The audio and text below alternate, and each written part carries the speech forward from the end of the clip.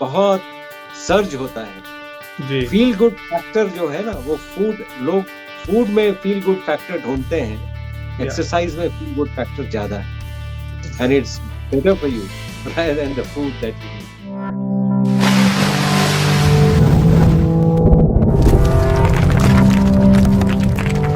Lifestyle की बात ये है कि सभी जी डिजीजेस लाइफस्टाइल डिजीजेस, अगर राइट। आपने अपना लाइफस्टाइल बदल लिया तो वो डिजीज से क्योर हो जाएगी। तो उसमें कौन-कौन से आप रिकमेंड करते हैं डॉक्टर साहब की लाइफ़स्टाइल क्या चेंजेस करने चाहिए कि ऑलमोस्ट आपने ये बड़ी चीज़ बोली है कि सारी डिज़ीज़ से बच सकते हैं?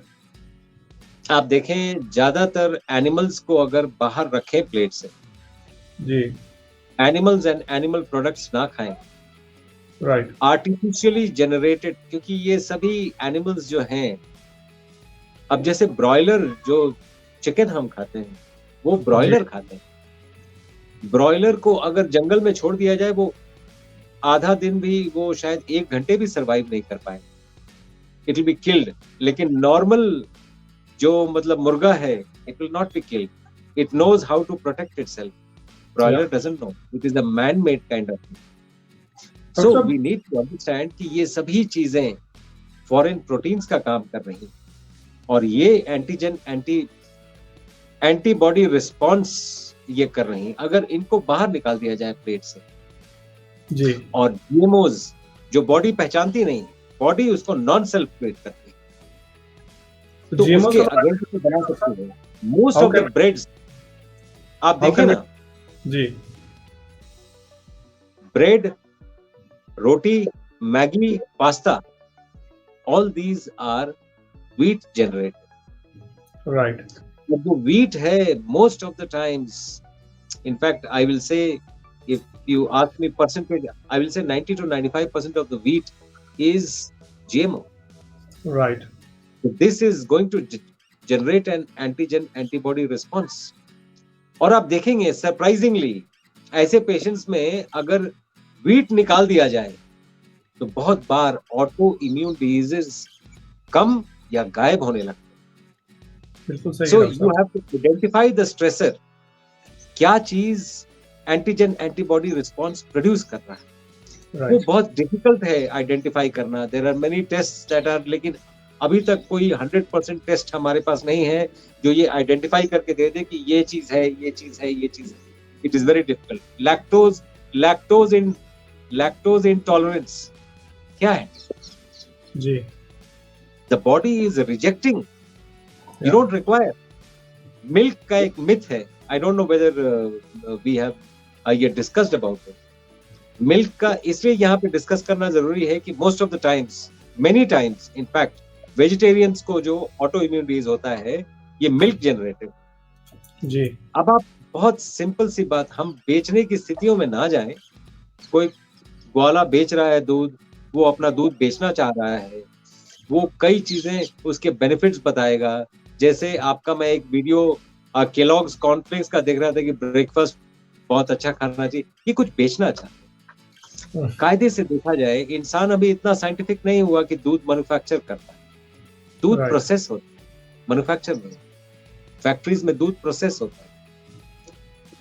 तो दूध आता कहाँ से है? दूध एक माँ से आता है, चाहे वो गाय हो, चाहे वो भैंस हो, चाहे वो इंसान हो। राइट, दूध के आने में माँ का कोई हाथ नहीं होता, दूध के बंद होने में माँ का कोई हाथ नहीं। ये natural. So nature is trying to give you a message, milk only for the child. ये नेचर का मैसेज। दूसरा, माँ 2 साल तक ही दूध पिलाती है, बच्चा 2 साल तक ही दूध पी के वॉमिटिंग करता है तो दूध नहीं निकलता है, दही जैसी कोई चीज नहीं। बिल्कुल सही, माँ जिंदगी भर दूध नहीं पिलाती है, उसके पास दूध होता भी नहीं है पिलाने के लिए। प्यार कम नहीं करती है लेकिन दूध नहीं पिलाती है, चाहे वो जानवर का बच्चा हो, चाहे वो इंसान का बच्चा हो। You just need to join these dots. माँ के पास 2 साल तक ही दूध होता है, 2 साल तक ही ये बच्चा दूध डाइजेस्ट कर सकता है। There is an enzyme in the stomach called renin, which converts milk to curd for digestion. That is present only till the age of 2 years. Okay, अगर ऐसा नहीं होता, अगर दूध इतना जरूरी मतलब होता, तो शायद वो एंजाइम डाइजेस्ट करने वाला जिंदगी भर होता, और माँ अपने बच्चे को जिंदगी भर दूध पिलाती।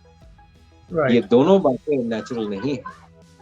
जी इसलिए milk becomes an unnatural food जी डॉक्टर साहब, तो व्हिच आपने कैन जो प्रोड्यूस एंटीजन एंटीबॉडी रिस्पॉन्स। जी डॉक्टर साहब, आपने जो तभी 3-4 बातें की ना, मैं आप बोल रहे थे कि ब्रॉयलर को जंगल में छोड़ दो, बल्कि ब्रॉयलर को तो अगर आप पोल्ट्री फार्म से बाहर भी निकालोगे तो वो खड़े ही नहीं हो पाते हैं वो ब्रॉयलर। उनको इतना एंटीबायोटिक देके उनको जिंदा रखा जा रहा है। और वो इंडिया में एक मिथ है कि हम चिकन खा रहे हैं तो हम बहुत हेल्दी खा रहे हैं, जबकि मेरे नज़र में वो चिकन लिटरली आपके लिए एक तरह से जहर है, क्योंकि आप पूरा एंटीबायोटिक खा रहे हैं। और ये वर्ल्ड फिगर्स आ चुके हैं कि 90% एंटीबायोटिक एनिमल के रूप में दिया जा रहा है, और वही एनिमल को मार के या तो आप मीट खा रहे हैं, या वही डॉक्टर साहब जो अभी आप बोल रहे थे मिल्क के बारे में, वो मिल्क में भी वो एंटीबायोटिक आ रहा है। जो इंडिया में गायों को ऑक्सीटोसिन का इंजेक्शन लगा के दूध निकाला जाता है डॉक्टर साहब। और इसी पे न्यूजीलैंड का साइंटिस्ट भी, उसने एक बकायदा बुक लिखी थी, डेविल इन द मिल्क। तो it's a very good read. उसमें थोड़ा सा उसने A1 A2 के बारे में किया, तो that can be different topic हो सकता है। और एक वीट के बारे में भी डॉक्टर साहब ने बोला, तो वीट का भी जो मेरे ख्याल से नोबेल प्राइज जीता था नॉर्मन बोरलॉग ने, उसने वीट की प्रोडक्शन इतनी ज़्यादा बढ़ा दी थी। लेकिन बाद में उसने एडमिट किया था कि ये मेरे से गलती हो गई, ये जो वीट मैंने बनाया है इससे बीमारियों का घर है। और मेरे ख्याल से एक बहुत फेमस बुक में लिखी गई कि अगर आप कुछ कर सकते हैं अपने सेहत को ठीक करने के लिए, तो take the wheat out of your diet. Wheat इतना ज़्यादा हमारे लिए नुकसानदायक है। सो ये सब चीज़ें जो आप बताते हैं डॉक्टर साहब, ये नॉर्मल लोगों को नहीं पता लग रही हैं, क्योंकि लोग जाते हैं बड़े बड़े एक्सपर्ट डॉक्टर्स के पास, और वो डॉक्टर्स ये सब बातें, न्यूट्रिशन का मैं यही बार बार बोलता हूँ कि एज ए डॉक्टर, मेरे यूएस में काफ़ी दोस्त हैं 10-15 साल से पढ़ के एक्सपर्ट बने डिफरेंट सब फील्ड्स में। जब मैं पूछता हूँ कि न्यूट्रिशन की कितनी पढ़ाई की आपने, तो किसी ने 3 हफ्ते की, किसी ने 4 हफ्ते की। कहते हैं लेकिन हाँ वो चेंज कर रहे हैं, अब 2-3 महीने की पढ़ाई करेंगे। जबकि हिपोक्रेटिस का बेसिक जो ट्रीटमेंट का आइडिया था डॉक्टर साहब, यही था ना कि let food be the medicine. Absolutely. I fully agree. Whatever you have said it right. In fact, अगर ये देखा जाए तो जितना भी हम that's called, I will call it corrupted food. Ji These foods have been corrupted by thinking that we are genetically modifying it and we are trying to produce more than what is required. The intent is not wrong. Ji The intent is right, but unfortunately the product becomes wrong. जी और जो doctors का आज जो बोल रहे doctors का बहुत दोष नहीं है, करिकुलम में न्यूट्रिशन यही तो मैं बोल रहा हूँ यार। है नहीं।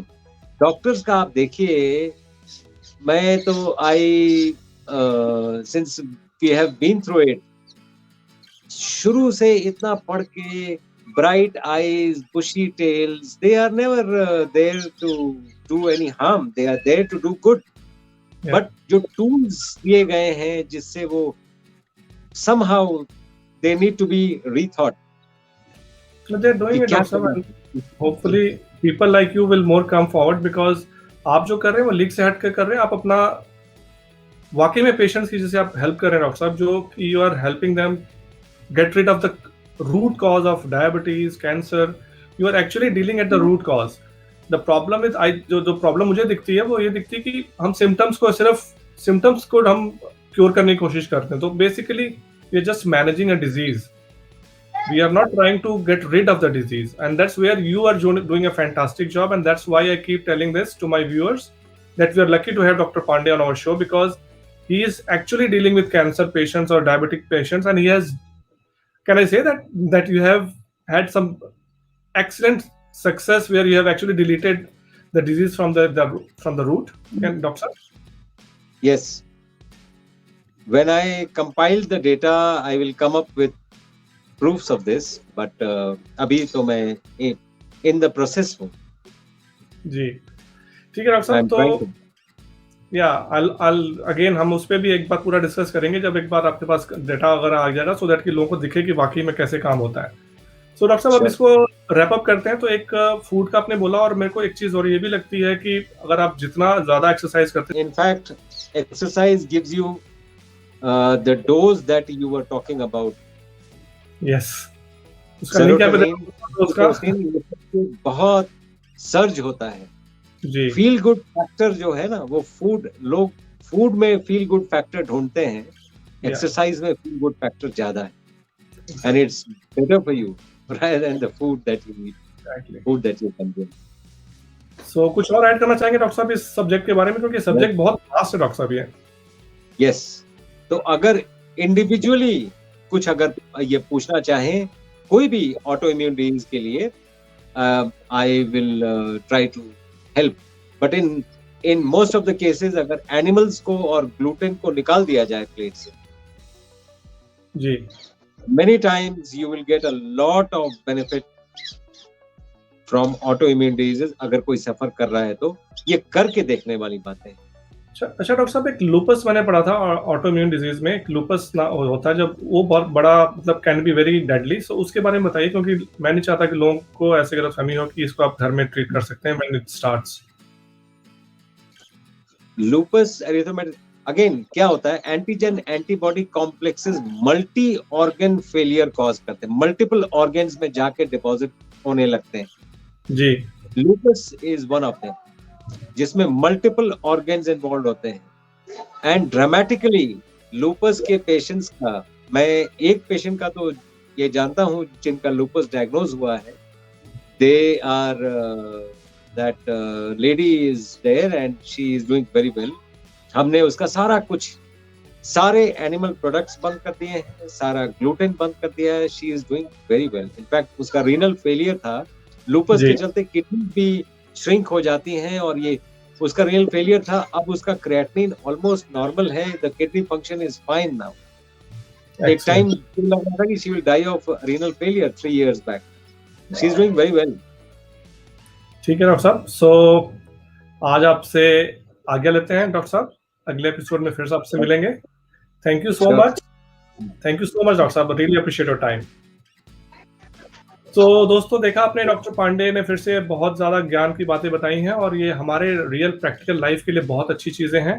सो ऐसे एपिसोड्स और क्या देखना चाहते हैं, किस डिजीज़ के बारे में, प्लीज़ हमें कमेंट करके नीचे बताइए और लाइक करिए अगर आप वाकई में हमारा ये प्रयास आपको अच्छा लग रहा है, क्योंकि मेरा इस चैनल के माध्यम से प्रयास यही है कि आप तक सच्चाई पहुँचाऊँ ऐसी, जिससे कि आप एम्पावर्ड हो सकें और अपने सेहत अपने हाथ में ले सकें।